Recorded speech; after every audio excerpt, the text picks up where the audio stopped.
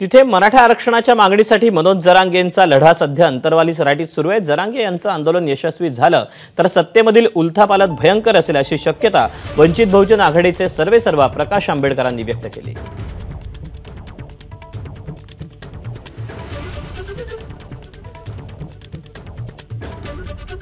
जरांगे पाटील यांचं आंदोलन जर सक्सेस झालं तर सत्तेमधली आणि राजकारणामधली जी उलथापालथ होईल ही भयंकर असेल। ते होऊ नये याच्यासाठी सुद्धा प्रयत्न केला जाईल। तो प्रयत्न यशस्वी होऊ नये म्हणून ती जबाबदारी मी गव्हर्नमेंटवरती हे केली की त्यांना मेडिकल ट्रीटमेंट जी दिल्या जाते, औषध दिलं जातं, ते ज्यूस दिला जातो, जेवण दिलं जाते, पाणी दिलं जाते, त्याच्यावरती आपण असारा चेक ठेवावा।